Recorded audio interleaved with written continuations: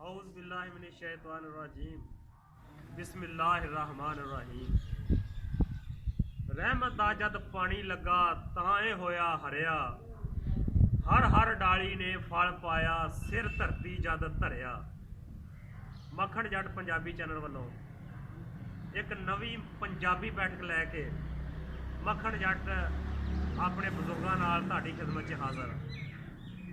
मियाँ साहब ने दसन की कोशिश की कि अज तक जिन्हें भी पाया आजजी चो पाया, तकबर गरूर आकड़ ये इंसान नूं थले लै जाने वाली शैवां, जेरे जमीन लै जाने वाली शैवां, और आजजी एक ऐसी शै है जिहदे नाल बुलंदियां नसीब होंदियां। तो अज की ये खूबसूरत बात तो अपनी पंजाबी बैठक का आगाज़ करते हैं। एक वाकया शेयर करना चाहुंदा कि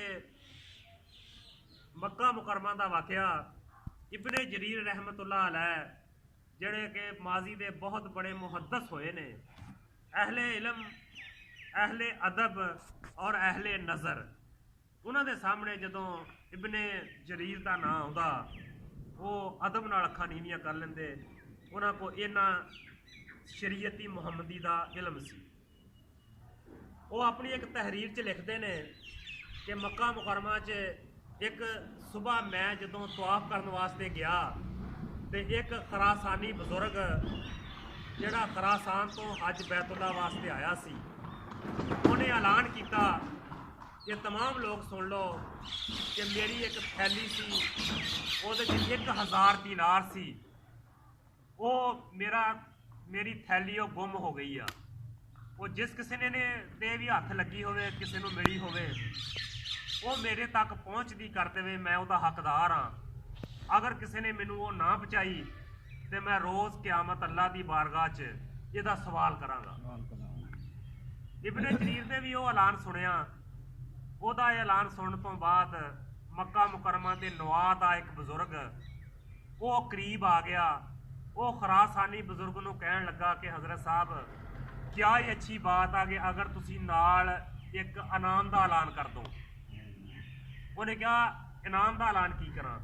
उन्हें क्या इनाम का ऐलान ये करो भी चलो हो सकता किसी मजबूर नूं थैली मिल गई होवे ते तुसी नाल ये ऐलान कर दो भी जिहड़ा मैनूं पहुँचाऊगा उन्होंने मैं 100 दीनार इनाम दूंगा। तो चलो ये तुहाडी थैली भी पहुँच जूगी, अगर किसी मजबूर के हथ आई हुई तो हराम खान तो भी बच जूगा।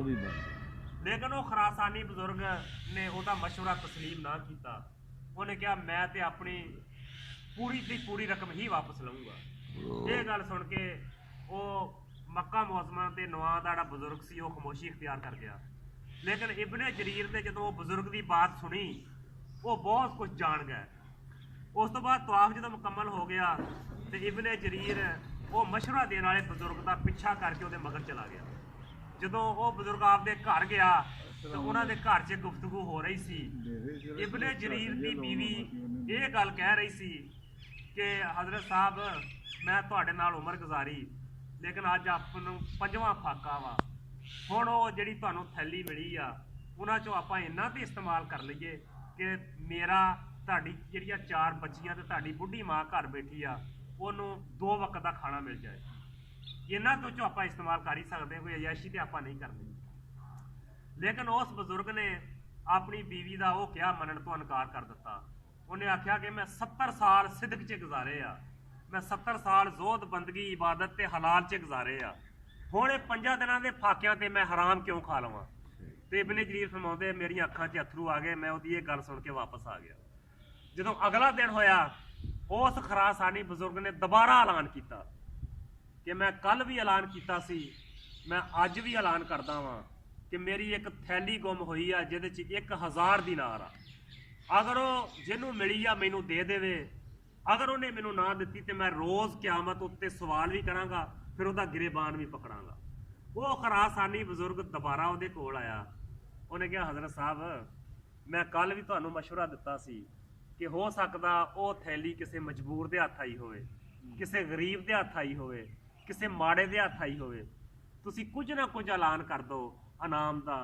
चलो ज़्यादा नहीं, तुसी 50 दीनार का ही ऐलान कर दो कि मैं विचों उहनूं 50 दीनार दूंगा जिहड़ा वो थैली मैनूं वापस करूगा। ये नाल वो गरीब परवरी भी हो जाएगी तो तुहाडी रकम भी तुहानूं वापस मिल जाएगी। लेकिन वो खरासानी बजुर्ग जिहड़ा वो अपनी गल ते कायम रहा। ਉਹਨੇ ਕਿਹਾ ਨਹੀਂ, ਮੈਂ ਤੇ ਦਿਨਾਰ ਵਿੱਚੋਂ 50 ਨਹੀਂ ਦਿੰਦਾ, ਮੈਂ ਤੇ ਆਪਣੀ ਪੂਰੀ ਰਕਮ ਹੀ ਲਊਂਗਾ। ਇਹ ਗੱਲ ਸੁਣ ਕੇ ਉਹ ਬਜ਼ੁਰਗ ਫੇਰ ਚੁੱਪ ਕਰ ਗਿਆ। ਉਹ ਅਗਲਾ ਦਿਨ ਆਇਆ, ਉਹਨੇ ਖਰਾਸਾਨੀ ਬਜ਼ੁਰਗ ਨੇ ਤੀਸਰੇ ਦਿਨ ਫੇਰ ਐਲਾਨ ਕੀਤਾ ਕਿ ਬਈ ਮੈਂ ਅੱਜ ਤੀਸਰਾ ਦਿਨ ਆ, ਤੀਸਰਾ ਕੌਲ ਆ, ਤੇ ਅੱਜ ਤੋਂ ਬਾਅਦ ਮੈਂ ਉਹ ਐਲਾਨ ਨਹੀਂ ਕਰਨਾ, ਇਹ ਮੇਰਾ ਆਖਰੀ ਐਲਾਨ ਆ। ਅਗਰ ਚੋਰ ਨੇ ਅੱਜ ਵੀ ਮੈਨੂੰ ਉਹ ਥੈਲੀ ਨਾ ਦਿੱਤੀ, ਫਿਰ ਮੈਂ ਅੱਲਾ ਦੀ ਬਾਰਗਾਹ ਵਾਸਤੇ ਹੱਕ ਮਹਿਫੂਜ਼ ਰੱਖਦਾ ਵਾਂ ਕਿ ਮੈਂ ਕਿਆਮਤ ਦੇ ਦਿਹਾੜੇ ਉਹਦਾ ਗਿਰਬਾਨ ਵੀ ਪਕੜੂੰਗਾ, ਉਹਦੀਆਂ ਨੇਕੀਆਂ ਵੀ ਆਪਣੇ ਨਾਮਾ ਇਮਾਲ 'ਚ ਲਊਂਗਾ।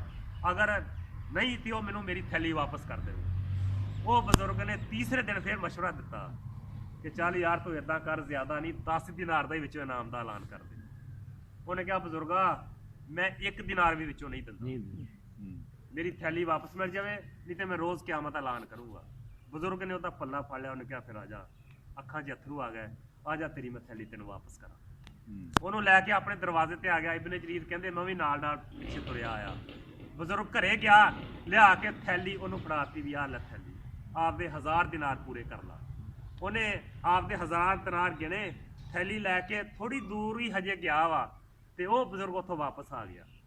ਜਿਹੜਾ ਖਰਾਸਾਨੀ ਬਜ਼ੁਰਗ ਸੀ ਨਾ, ਹੱਜ ਕਰਨ ਆਇਆ, ਜਿਹਦੀ ਥੈਲੀ ਸੀ, ਉਹ ਵਾਪਸ ਆ ਗਿਆ। ਆ ਕੇ ਕਹਿਣ ਲੱਗਾ ਐ ਅਬੂ ਅਜਾਜ਼, ਉਹਦਾ ਬੁੱਢਾ ਬਜ਼ੁਰਗ ਮਸ਼ਵਰਾ ਦਿੰਦਾ ਸੀ, ਉਹਦਾ ਨਾਮ ਅਬੂ ਅਜਾਜ਼ ਸੀ, ਬਹੁਤ ਨੇਕ ਆਦਮੀ ਸੀ।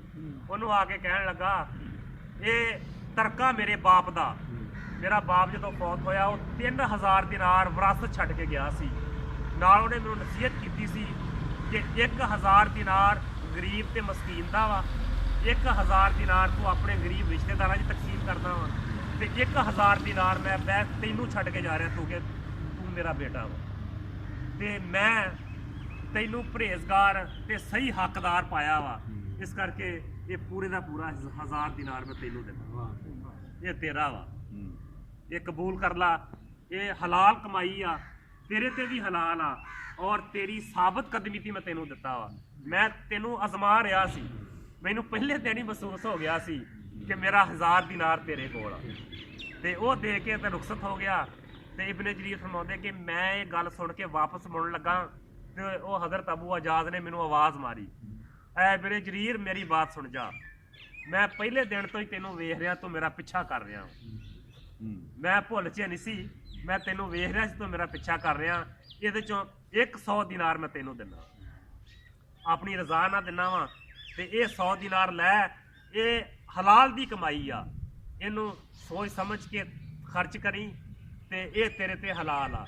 100 ਇਬਨ ਜਰੀਰ ਫਰਮਾਉਂਦੇ ਕਿ ਉਹ ਮੈਂ 100 ਦਿਨਾਰ ਲੈ ਲਿਆ, ਔਰ 100 ਦਿਨਾਰ ਲੈਣ ਤੋਂ ਬਾਅਦ ਮੈਂ ਉਸ ਰਕਮ ਨਾਲ 100 ਸਫ਼ਰ ਕੀਤੇ ਤਬਲੀਗ ਵਾਸਤੇ, ਤੇ ਨਾਲ ਦੁਆ ਕੀਤੀ ਕਿ ਅੱਲਾ ਦੀ ਜ਼ਾਤ ਇਹਦਾ ਅਜਰ ਇਸ ਬਜ਼ੁਰਗ ਨੂੰ ਅਤਾ ਫਰਮਾਵੇ। ਤੋ ਹਜ਼ਰਾਤ ਗ੍ਰਾਮੀ, ਕਹਾਣੀ ਸੁਣਾਉਣ ਦਾ ਲੁਬੇ ਲਬਾਬ ਇਹ ਆ ਕਿ ਅਗਰ ਅਸੀਂ ਹਲਾਲ ਦੀ ਕਮਾਈ ਤੇ ਅੜੇ ਰਹੀਏ ਤੇ ਸਾਨੂੰ ਹਰਾਮ ਤੋਂ ਅੱਲਾ ਬਚਾਏਗਾ, ਔਰ ਸਾਨੂੰ ਥੋੜ ਵੀ ਨਹੀਂ ਆਉਣ ਦੇਗਾ, ਔਰ ਸਾਡੇ ਰਿਜ਼ਕ ਦਾ ਬੰਦੋਬਸਤ ਕਰੇਗਾ, ਔਰ ਉੱਥੋਂ ਸਾਨੂੰ ਰਿਜ਼ਕ ਦਊਗਾ ਜਿੱਥੇ ਸਾਡਾ ਗਮਾਨ ਵੀ ਨਾ ਜਾਵੇ।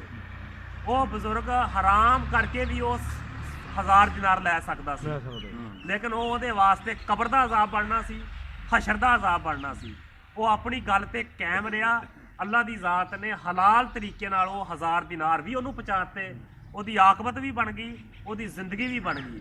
ਤੋ ਜਿੱਥੋਂ ਤੱਕ ਹੋ ਸਕੇ ਆਪਣੇ ਹੱਕ ਤੇ ਰਹੀਏ, ਹਲਾਲ ਤੇ ਰਹੀਏ, ਹਰਾਮ ਵਾਲੀ ਗੱਲ ਛੱਡ ਦਈਏ। ਲੱਭਣਾ ਉਹ ਹੀ ਆ ਜੋ ਸਾਡੀ ਕਿਸਮਤ 'ਚ ਲਿਖਿਆ ਵਾ, ਉਹ ਭਾਵੇਂ ਹਰਾਮ ਕਰਕੇ ਲੈ ਲਈਏ ਤੇ ਭਾਵੇਂ ਹਲਾਲ ਕਰਕੇ ਲੈ ਲਈਏ। ਤੋ ਇਹਦੇ ਨਾਲ ਹੀ ਇਜਾਜ਼ਤ ਦਿਓ। ਗੱਲ ਚੰਗੀ ਲੱਗੀ ਹੋਵੇ, ਮੱਖਣ ਜੱਟ ਪੰਜਾਬੀ ਚੈਨਲ ਸਬਸਕ੍ਰਾਈਬ, ਲਾਈਕ ਤੇ ਦੋਸਤਾਂ ਨਾਲ ਸ਼ੇਅਰ ਵੀ ਕਰਿਆ ਜੇ। ਤੇ ਆਇੰਦਾ ਆਉਣ ਵਾਲੀ ਵੀਡੀਓ ਤੱਕ ਮੈਂ ਦੁਆ ਕਰਦਾ ਕਿ ਅੱਲਾਹ ਜ਼ਾਤ ਤੁਹਾਨੂੰ ਹਿਫਜ਼ੋ ਅਮਾਨ 'ਚ ਰੱਖੇ। ਅਸਲਾਮੁ ਅਲੈਕਮ, ਅੱਲਾਹ ਹਾਫਿਜ਼।